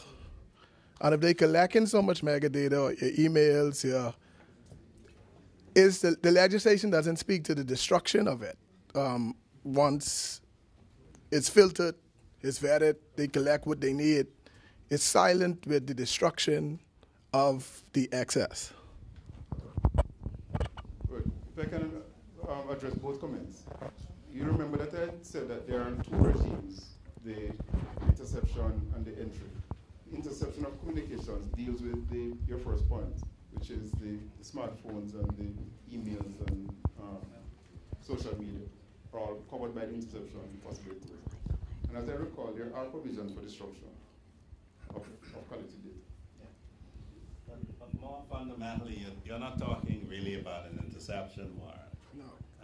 I have an infamous case where I complained that the police took my client's cell phones without a warrant. And so they're not doing it's not a secretive process. So it's the same way in which they would seize any other item. It's the same way that they would get order for intimate sample, for instance.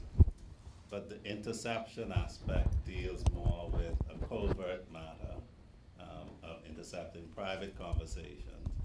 Whereas your phone, if they're searching for, say, child pornography or evidence of such nature, they will just get an actual warrant to seize the actual item.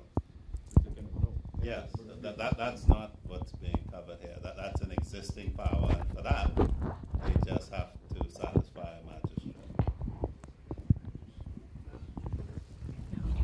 I think Mr. Munro, you mentioned towards the end of your presentation a concern about posts made forward. And in connection with that, is there a need to have a warrant if they're putting a tracking device in the car? A GPS of some sort? Let's say police decide they want to track someone and they're following them. Do they need a warrant for that? And I guess the question is, if there's not, is this a time to address new technologies or technologies that are not even here yet to see if they anticipate? That was the point I was making insofar as the English have gone broader than just interception and have gone to investigative powers, which includes surveillance. And in a lot of the cases I've read, the accused have been wanting the surveillance logs because they say it proves their innocence. So for instance, I did a murder case where the guy clearly was acquitted because he had on an ankle monitor that showed that when the murder was happening in 2nd Street, the Grove, he was in Coral Harbor. And so you have that concept that they're controlling that sort of invasion. As far as I know, placing of a tracking device may amount to a trespass to your property, which you could sue them over. But when they're able to say where you went, the court will be able to admit it, even if it breaches the law. There are English cases across where they breach the law and the court still decides whether the fairness of the trial is affected by how they acquire the information. So they could eavesdrop on you, and you could be planning a murder, and the court will say, well, that wasn't done properly, but what is the fairness, what unfairness are you complaining about? Because you were planning murder. Yeah, there were earlier cases. There was an earlier case where before accused knew that the police recorded interviews, where he talked about being beaten in the interview and all that. And then when they brought out the video of the interview, his lawyer tried to object on the basis that he was recorded without his consent. And they didn't have a listening device. And from where I sat, even if that were true, the only interest that would have been being protected is the right for someone to lie on oath, which isn't a right that any court would protect. Any other questions?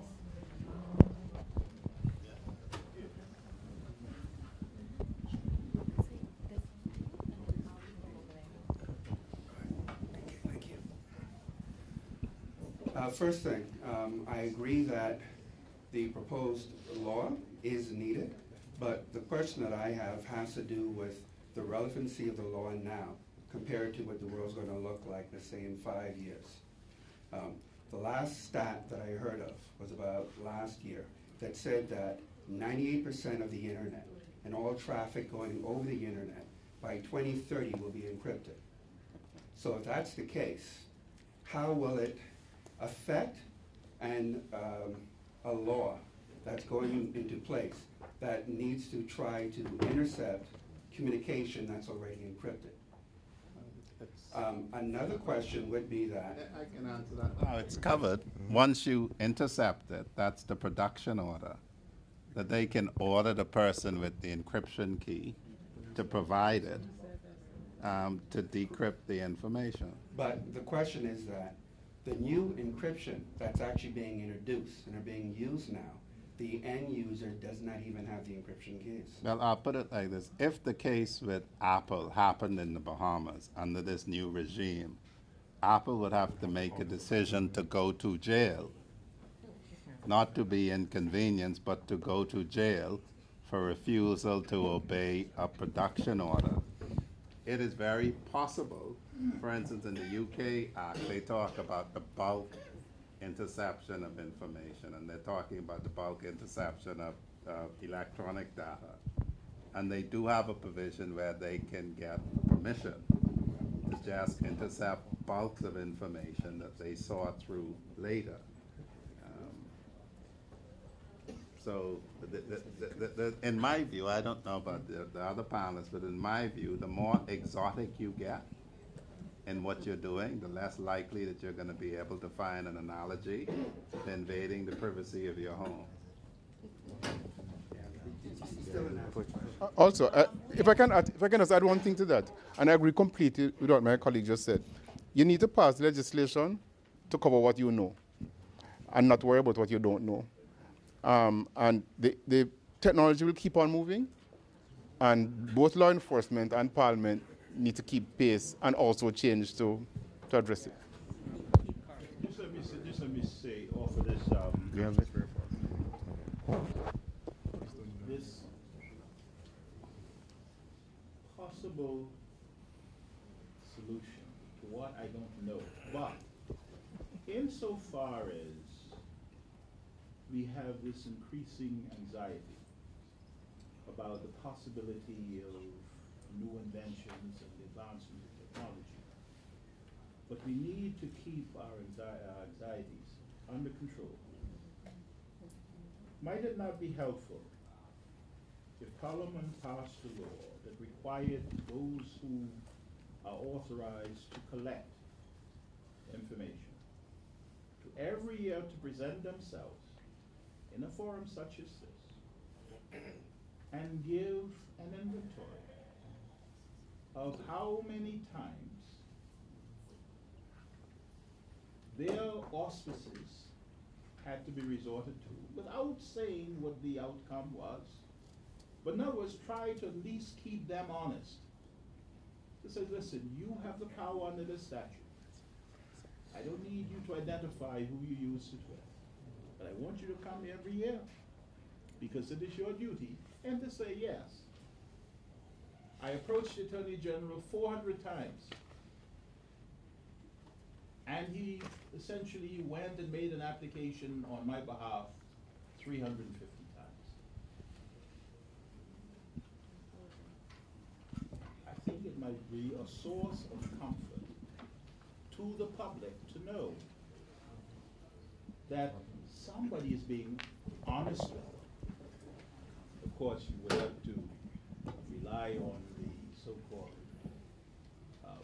authority speaking the truth. But that's where we are anyway. Thank you. We're taking one more question as we decide to finish at 9 o'clock. Yes, good evening. This question goes to the Minister. Reflecting on what Mr. Monroe said in his contribution, that the legislation speaks to the fact that the judge has the discretion to issue warrants. But in this word, seemingly,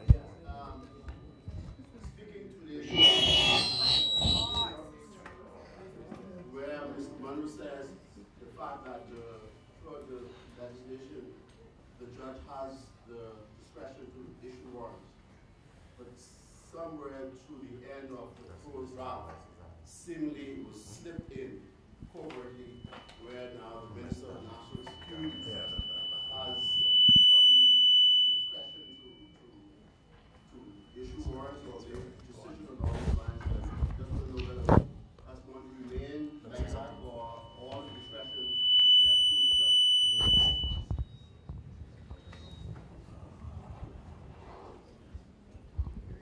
Well, I'm not sure that's a fair question to ask the junior minister.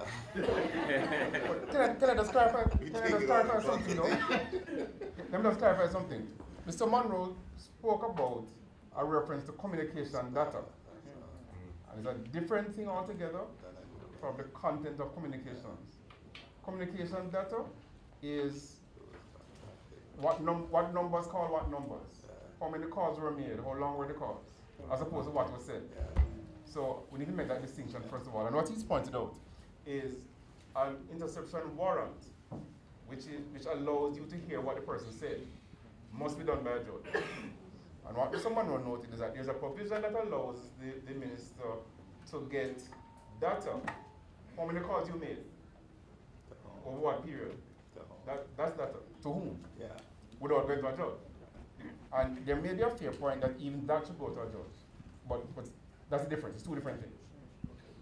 But in that case, and I guess my question remains, I think I respect the fact that Mr. Monroe said the junior minister putting his back against the wall, but I think that's a situation that should be looked at, and all of the discretion should be left to the judge. Thank you.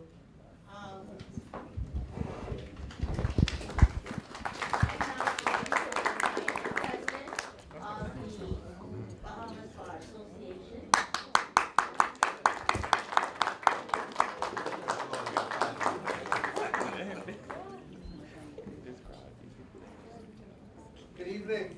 It is a testament to the confidence and engaging material tonight that we have still such a big crowd after, for our speakers, what may have been for them a grueling session. On behalf of the Bar Council and the Bahamas Bar Association, it is my pleasure to thank you all for joining us this evening. One of the things that we wanted to bring about with this forum is a sober discussion on something that has been, I would say, historically a very emotive and sensationalized subject. I think that we can take away from the debate that there is enough material there for us to chew on, that we don't have to get carried away with flights of fancy, but we can really get stuck into the subject matter at hand without losing perspective. I think that one of the things that I would invite everybody to take away is that we do have provisions, statutory provisions right now, and the question for us really is, where do we go from here? Are we satisfied with what we have, or based on the thoughts shared by the panelists, which direction do we want to take this necessary feature of a modern society? I would like to begin by thanking our panelists, the Honorable Minister of State in the Office of the Attorney General, Mr. Michael Hilton, QCOJ, Maurice Glinton, QC, and Mr. Wayne Monroe, QC, for their thought-provoking and engaging presentations. I would like to thank our sponsors, Alive, the University of the Bahamas Chamber of Commerce, and I would like to thank all of you for spending your evening with us, and I look forward to your continued engagement with us as we tackle the upcoming legislative agenda and issues of public importance. I thank you, and I wish you all safe travels as you move forward. God bless.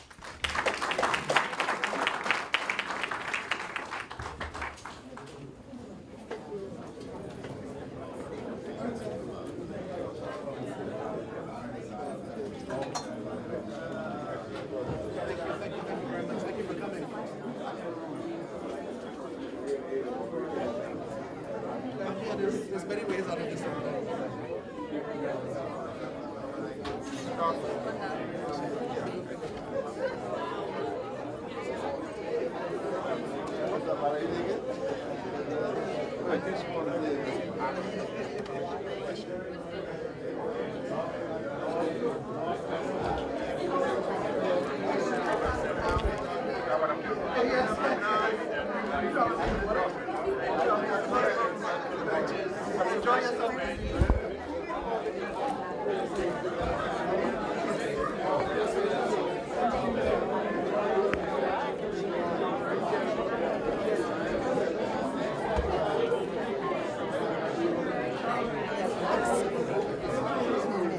Pardon? Curious. Hi, I'm Lily. Okay. Jan Marie Darwell. Very nice to meet you. Why do you need two One is for the live streaming microphone and one is for the sound and hair. Okay. Yeah. I've never seen that before. Yeah. Thank you. I'm no just problem. curious. No problem.